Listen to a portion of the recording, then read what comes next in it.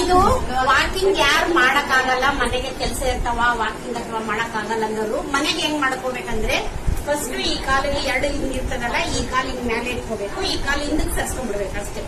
ಸರ್ಸ್ಕೊಂಡ್ಬಿಟ್ಟು ಈ ಕೈನ ಈ ಕಾಲಿಗೆ ಹಿಂಗ್ ಕರೆಕ್ಟ್ ಬರ್ಬೇಕು, ಈ ಕಾಲಿಗೆ ಹಿಂಗ್ ಬರ್ಬೇಕು.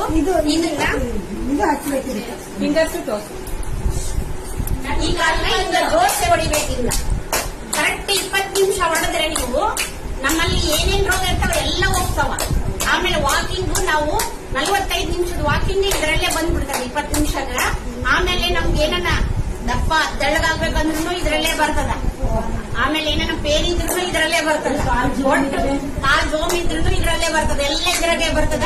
20 ನಿಮಿಷ ಬೇಸ್ ಹೊಡೆದು ಆಮೇಲೆ ಹಿಂಗ್ ಕೈ ಮುಚ್ಕೊಂಡು ಧ್ಯಾನ ಕೂತ್ಕೊಂಡ್ರಿ ಮೇಲೆ ಸ್ವಲ್ಪ ನೋಡ್ರಿ ಮಾಡಿ. ಬರೀ ಹೇಳ್ಬೇಕ ಕೇಳೋದಲ್ಲ, ಮಾಡಿ ನೋಡ್ರಿ. 20 ನಿಮಿಷ ಹೊಡೆದು ಆಮೇಲೆ ಕೈ ಎಲ್ಲ ಮಾಡಿ ಆಮೇಲೆ